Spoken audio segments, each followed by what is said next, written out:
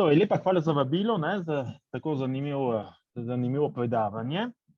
Tukaj jaz vam bom predstavil jedro svoje nove knjige, ki bo šla upajmo, čez mesec dni in je že ene 4 leta jo pišem, tako je že skrajni čas. Evo. Torej, in ta bo šla za založbo Anales iz Kopra. Naslov knjige je, kot vidite, Slovensko gospodarstvo na Tržaškem in Goriškem, razvoj, stanje in perspektive.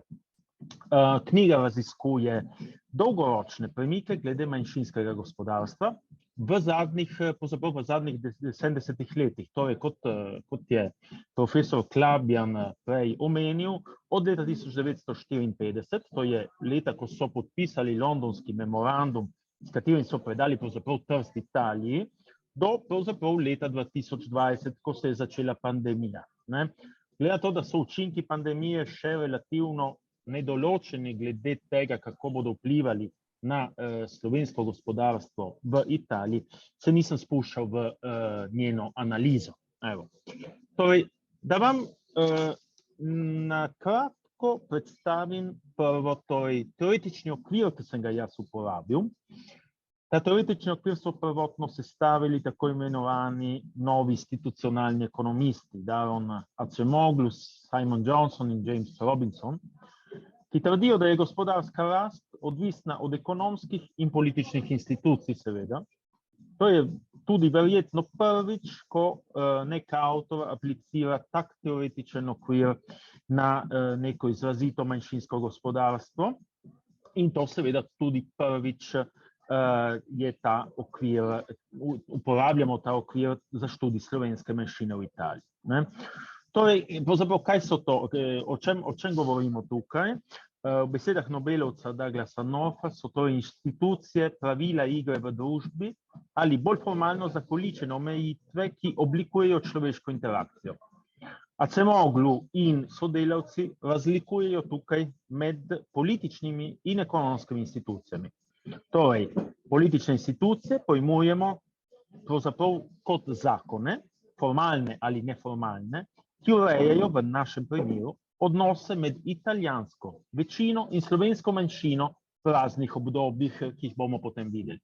Ekonomske institucije so pa tista pravila tržnega ali, ko je bila še Jugoslavija, kvazi tržnega gospodarstva, v katerem so se znašle slovenske stanovske organizacije, na primer Slovenska deželna gospodarska zveza in Kmečka zveza v Trstu in v Gorici, ter seveda posamezna podjetja slovenske manjšine, finančni holdingi in tudi banke, in to v zadnjih 70 letih. Torej, če pogledamo grafično ta okvir, torej, to je ta grafična ponazoritev tega modela. Kot vidite, sta prikazani dve časovnici, čas T plus 1. V času T... Se opravičujem, mislim, da je šteka nekje prezentacija, ker smo še na prvi strani. A res? Kako pa je? Zakaj pa je to? Samo malo, da vidim, kako bom lahko jaz... Čakajte, stop share. Veste kaj, bom moment. Se oproščam za ta tehnični... To pomeni, da pravzaprav se ne da full screen. Allora, moment.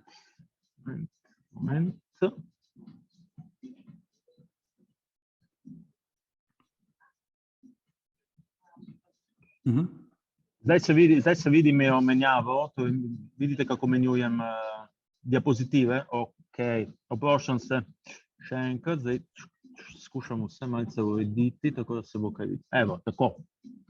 Torej, kot sem rekel, samo malo. To je ta grafična ponazoritev tega teoretičnega okvira, ki prej žal niste videli prejšnje diapozitive. Torej, kot sem rekel, razmejitev je med dvema časovnicami, čas T plus 1. V času T imamo politične institucije, ki skupaj z porazdelitvijo ekonomskih sredstev, kot so kapital, delovna sila in zemljišča, zemlja, oblikujejo tako imenovano pravno ali de jure in tudi dejansko de facto politično moč ene določene skupine, ne? V našem primeru seveda slovenske manjšine v Italiji. To politično moč pa izkoriščajo ali izkoriščamo mi pripadniki manjšine, da plazmiramo ekonomska in politična pravila igre, torej institucije same v naš prid, ne? Če potem preidemo na ekonomske institucije, ki so nam na razpolago manjšini, te potem lahko zagotavljamo eno določeno gospodarsko rast ali seveda nazadovanje in potem bodočo porazdelitev ekonomskih sredstev. V času T+1 se potem ta ciklus ponovi. Seveda, zdaj bom vam pokazal točno, kaj to pomeni v raznih obdobjih, ne? To v primeru slovenske manjšine v Italiji je mogoče izolirati 3 ključna obdobja, ki sem jih jaz poimenoval vzpon, propad in odvisnost, okay, ki so med sabo razmejena zaradi paradigmatičnih, torej strukturnih prelomov glede političnih institucij, ki so imele neprecenljiv vpliv na gospodarsko organiziranost in razvoj slovenske manjšine. Torej, dajmo začeti zdaj z praktičnim delom te predstavitve, ne? Vzpon, ne? Prvo je obdobje vzpona, ki traja od vrnitve Trsta Italiji, kot sem že omenil, do momenta, to je moment, ko prevzame slovenska manjšina odgovornost za svojo politično in ekonomsko usodo, do seveda 25. junija 1991, ne, ko propade Jugoslavija in katera ta razdrobitev je bil pravi udarec, ki je udarila kot pravi tsunami, ne samo po slovenski manjšini, ampak tudi po celotnem, tudi večinskem italijanskem gospodarstvu v Italiji. Okay? Torej, če pogledamo na schematičen prikaz tega prvega obdobja, potom tega okvira Acemoglu. Slovenska manjšina se je znašla na začetku, torej po letu 1954, v relativno demokratični in pravni državi, kot je bila Italija v 50 letih. Ampak, kjer so nacionalistični ostanki fašističnega obdobja odprto diskriminirali pripadnike slovenske manjšine. To je bilo mogoče opaziti na primer z ozirom na razpoložljiva ekonomska sredstva. Kapitala je bilo seveda izredno malo zaradi fašističnega razdejanja industrijskih obratov, slovenskih organizacij in seveda slovenskih bank. Okay. Do ustanovitve najmočnejšega gospodarskega akterja slovenskega v Italiji, torej Tržaške kreditne banke v Trstu, ne, pa je bilo treba čakati vse do leta 1959. Zakaj to? To zaradi anglo-ameriškega in pozneje italijanskega nasprotovanja uspešnemu slovenskemu gospodarstvenemu vzponu. Okay. Glede delovne sile, zdesetkana in skromno izobražena delovna sila, ki smo jo imeli po vojni, torej to je bilo treba popolnoma prekvalificirati. Slovenci so se soočali s 3 za skupnost enako obremenjujočimi dejavniki. Z diskriminacijo pri zaposlovanju, zlasti v javni upravi in v finančnem sektorju, z asimilacijo v italijansko delovno okolje, okay? In seveda z emigracijo. Naprimer, ogromno Tržačanov je emigriralo v tistih letih v Avstralijo. Glede zemlje pa, prisilno razlaščevanje slovenskih zemljišč v Brdih, torej na Goriškem in na Krasu, predvsem na Tržaškem, je bilo eno izmed najbolj bolečih poglavij povojne zgodovine slovenske skupnosti v Italiji. Oblasti so zagovarjale načelo, da morajo tudi Slovenci prispevati k materialnemu in industrijskemu napredku dežele Fulanije Julijske krajine. Okay? V resnici pa je šlo v veliki meri za uspešen poskus, da bi razredčili slovensko narodno skupnost na področju, na katerem je bila najmočnejša. Okay? Torej, razne vasi na Krasu, na Brdih in tako dalje. No, to je bila začetna situacija. Ne?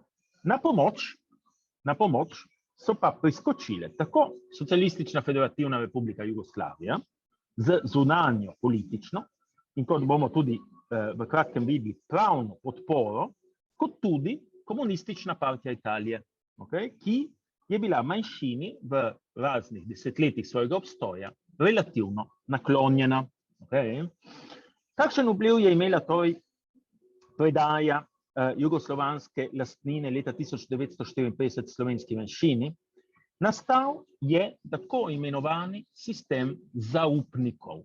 Okay? To so bili fiktivni lastniki oziroma delničarji slovenskega industrijskega premoženja v Italiji, ki so ustanovili zelo uspešno tako imenovano družbeno gospodarstvo pod okriljem levičarsko usmerjene krovne organizacije Slovensko kulturno-gospodarske zveze ali SKGZ. Katoliška različica je potem tudi nastala, svet slovenskih organizacij je pa nastala pozneje. Okay? Torej, kaj je bilo to družbeno gospodarstvo, ki je bilo najpomembnejša, recimo, slovenska ekonomska institucija v povojnem času? Družbeno gospodarstvo so sestavljali razne gospodarske enote. Znani finančni holding Safti, Società Anonima Finanziaria per i Traffici Internazionali, okay? Ki je upravljalo pod svojim okriljem več kot 100 različnih podjetij v zelo različnih tudi strokah. Potem v družbenem gospodarstvu smo imeli Kmečko banko v Gorici, Tržaško kreditno banko v Trstu, založbo Tržaškega tiska in celo vrsto nepremičninskih družb. Okay? Zaradi zelo ugodnega pravnega okvira, ki je urejal meddržavno trgovino med Jugoslavijo in Italijo, je manjšina potom Saftija in s temi drugimi organizacijami, ki sem jih pravkar omenil, predvsem z bankami, postala skorajšen monopolist med meddržavnimi trgovinskimi posli med Italijo in Jugoslavijo. Okay? Kaj to pomeni? To je privedlo do visoke gospodarske rasti v tistih desetletjih. Po neformalnih ocenah je družbeno gospodarstvo na vrhuncu svojega razmaha v 80-ih letih zaposlovalo od približno 1000 do 1200 ljudi, to neposredno. Letno je realiziralo 800 milijonov nemških mark prihodkov, to je približno 1 milijarda današnjih evrov, kar niso mačje solze, in 17 milijard lir dobička. To bi bilo 20-25 milijonov evrov dobička. Čiste. Take številke so pomenile, da je bila mogoča močna akumulacija kapitala in tudi zaposlovanje velikega števila pripadnikov slovenske manjšine, ki jim ni bilo treba emigrirati v tistem časovnem razmaku. Možno je bilo samostojno financiranje lastnih proizvodnih struktur, tudi na obrobnih predeljih na Goriškem in tudi v Beneški Sloveniji, kjer seveda je bilo tako ustanavljanje podjetij pravzaprav samo etnično mišljeno, ni bilo gospodarstvenih razlogov za to. Ter seveda je bilo možno financiranje cele vrste kulturnih in športnih ustanov v zamejstvu. Določene relativno drzne politične poteze so bile tudi možne, kot na primer zahteve po globalnem zaščitnem zakonu, ki naj bi zakonito obravnaval vse manjšinske pravice, okay, in ki naj bi veljal v tem primeru tudi za Videmsko pokrajino, kar je bilo precej drzno, ker je ta bila del Italije že od leta 1866, za razliko Trsta in Gorice, ki pa od leta 1918. Okay? Torej, to je bil recimo to prvo obdobje, obdobje slovenskega vzpona v Italiji. Drugo obdobje je propad. Propad seveda se začne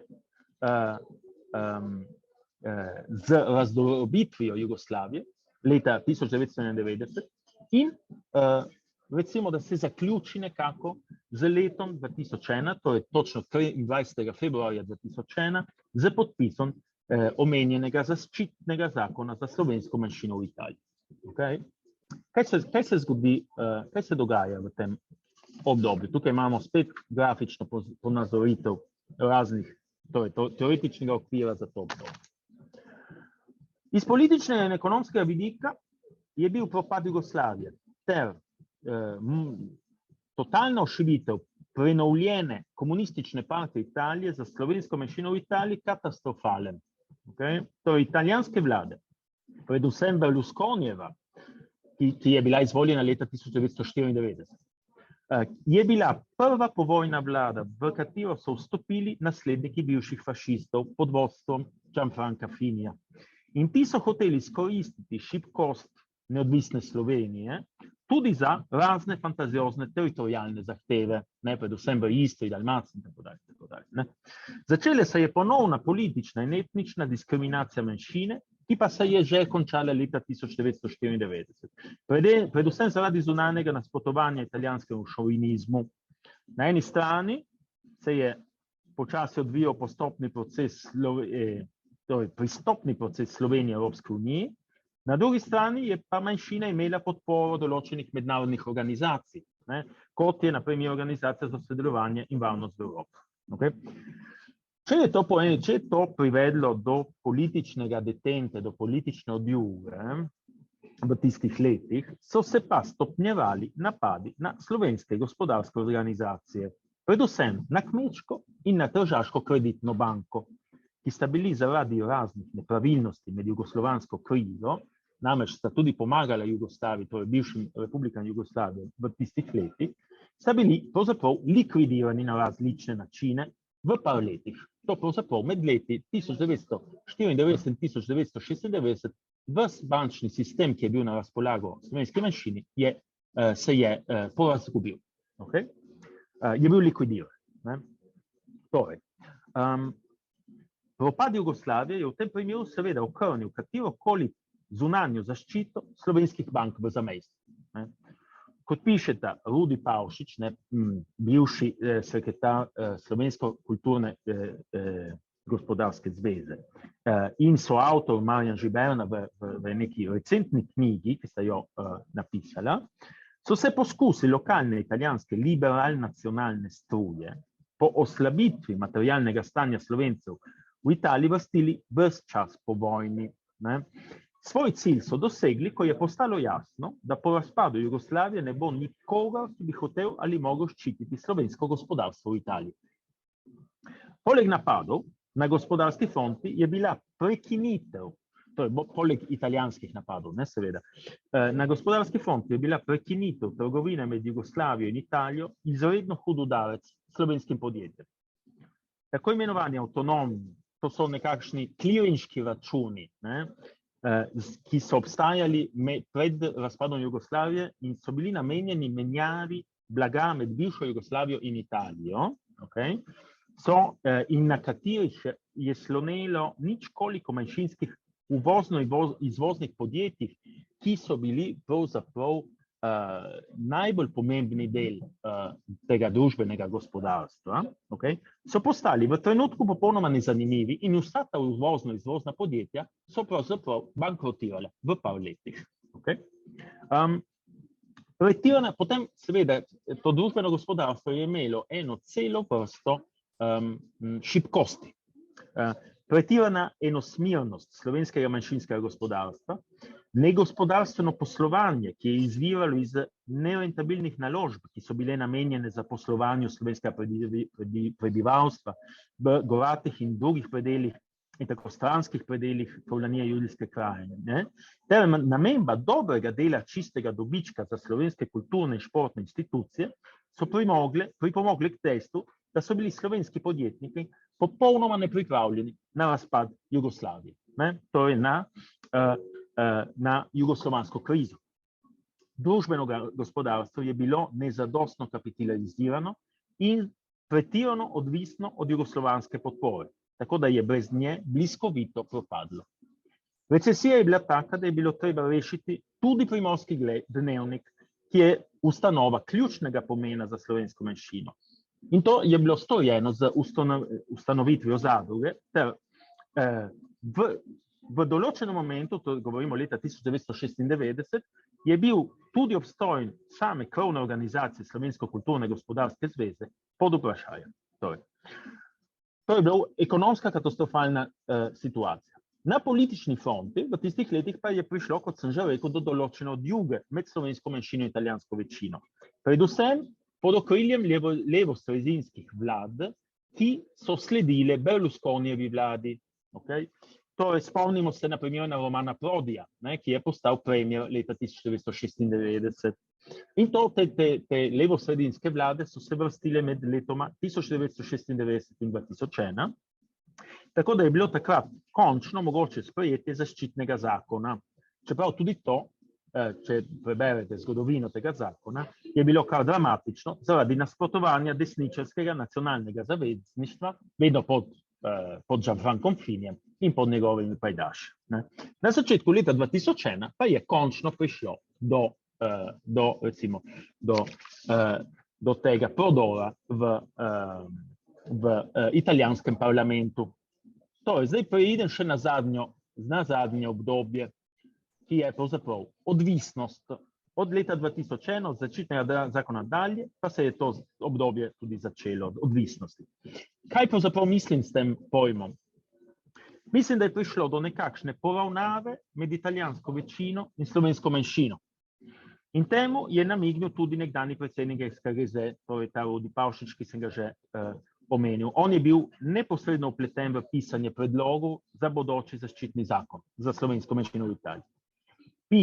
On piše, Italija nas ni več imela za državo v državi, kot nas je dojemala v času, ko smo imeli svoje banke in uspešna podjetja, ter bili neodvisni od nje.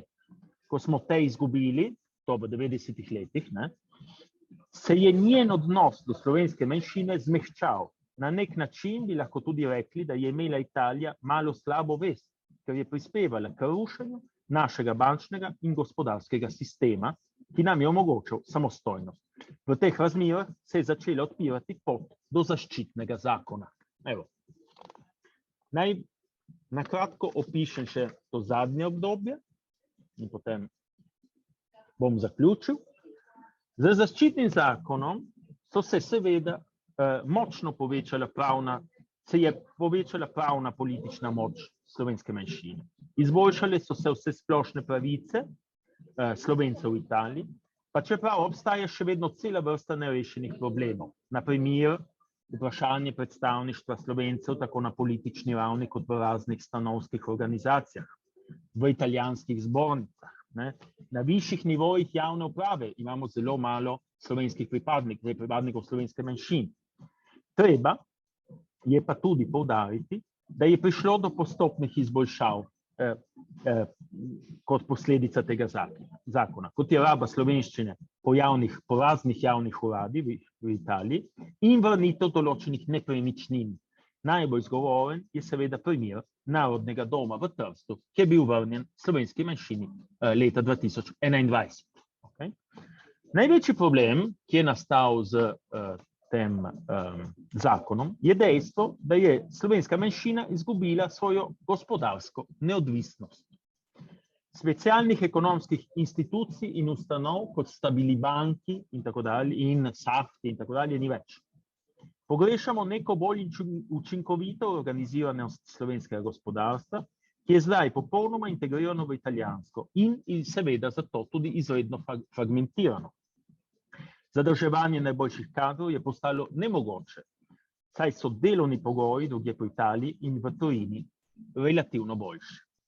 Kapitala je zdaj izredno malo, saj je ostalo na razpolago po dolgem pravnem sporu le manjše jedro goriškega holdinga KB 1909, ki je pravni naslednik likvidirani Kmečki banki, ki sem jo prej omenil.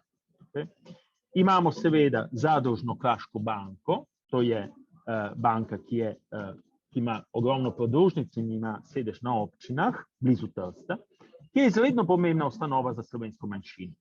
Ampak, čeprav ta banka tudi obstaja, ima pomanjkanje kapitala, tudi pomeni, da so zdaj zelo omejena sredstva za samostojno financiranje gospodarskih, kulturnih in športnih projektov. To samostojnost je nadomestila prava kultura odvisnosti od italijanskih in slovenskih prispevkov ter subvencij. Lahko namreč rečemo, da smo bili deležni pravega quid pro quoja. Izgubili smo gospodarsko avtonomijo in v zameno dobili določene politične pravice ter relativno radodarne, ampak seveda vezane subvencije za vsakodnevni obstoj. Kaj bi bilo treba narediti za ponoven zagon manjšinskega gospodarstva v taki situaciji? Ideje ni malo, so pa seveda težko izvedljive, ter je klena politična volja za jih izvesti. Potrebujemo prvo učinkovito strateško planiranje s strani stanovskih organizacij. Tako imenovana lokalna akcijska skupina KRAS, to je neka manjša inštitucija, predvsem kmečko naravnana in tako dalje, je z kraškim masterplanom, ki so ga napisali, ki so ga splanirali leta 2011, dokazala, da je tako strateško planiranje absolutno mogoče. Drugič, in s tem povezano, podatkovne baze so o tem, kakšno je slovensko gospodarstvo v Italiji, so popolnoma neustrezne. Pa čeprav zaščitni zakon narekuje, da je treba nabirati gospodarske podatke tudi za slovensko manjšino. Slovenska kulturno-gospodarska zveza je pred 40 leti pripravljala odlične 5-letne strateške plane. Tega seveda v tem momentu nimamo. Tretjič, racionalizirati bi bilo treba seveda celotno organizacijsko strukturo manjšine, od krovnih organizacij navzdol. Denarja, ki priteka slovenski manjšini v Italiji, je, jaz bi rekel, skoraj da ogromno. Verjetno ne pretiravam, da dobivamo do 50 milijonov evrov ali malo manj letno od Italije in od Slovenije. Okay? Treba pa je začeti z njim učinkovito gospodariti. Četrtič, slovenska manjšina, in to je verjetno zadnja točka, slovenska manjšina je imela le malo, in o tem verjetno bodo govorili govorniki, ki mi bodo sledili, je imela le malo koristi od širitve najbolj naprednih segmentov tržaškega in goriškega gospodarstva. Treba bi bilo se nujno povezati z tako imenovanim sistema Triest, to je tržaški sistem, ki je zelo uspešna mreža raziskovalnih zavodov in tehničnih trg, visokotehnoloških, okay, ter seveda z tržaškim pristaniščem, ki je pokazal izreden gospodarski elan v zadnjem desetletju. In iz katerega, torej bodisi iz sistema Trieste, kot iz tržaškega pristanišča, so slovenski podjetniki, razen nekaterih manjših izjem, skoraj popolnoma izključeni. In s tem jaz sem zaključil in se vam lepo zahvaljujem za pozornost. Hvala lepa. Hvala lepa za vaš prispevek. Jaz bi imel mogoče eno vprašanje za vas in tudi za gospoda Klabjana. Teden nazaj smo imeli predavanje na temo Južnotirolske, ne, in smo slišali, da so je tam nemška skupnost čez desetletja priborila zelo obširne pravice kot narod, ne, tako ob mizi kot pa drugje. In je tudi drugače še par drugih narodnih skupnosti v današnji Italiji, ki mi zdaj pride tako mimogrede na misel, recimo Flodanska ali pa Ladinska. Obstaja neka vrsta strateško partnerstvo med narodnimi skupnostmi v Italiji na politični ali gospodarski ravni?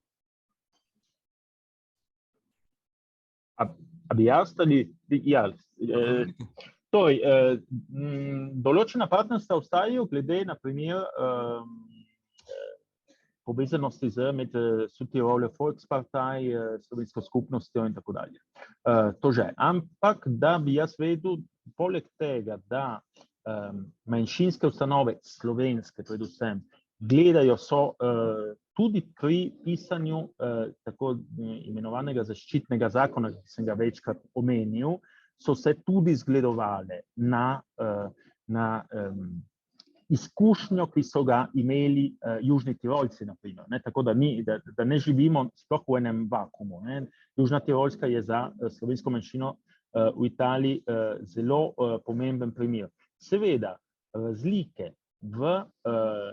na primer v gostoti prebivalstva, nemškega prebivalstva na Južnem Tirolskem in gostoti slovenskega prebivalstva pri nas, pomeni, da so recimo razlike med tema dvema manjšinama tako velike, da se večina tistih solucij, tistih možnosti, tistih organizacijskih struktur, ki je bilo možno potem zgraditi na Tirolskem, kot so zaposlitvene kvote in tako dalje, na našem teritoriju verjetno nemogoče.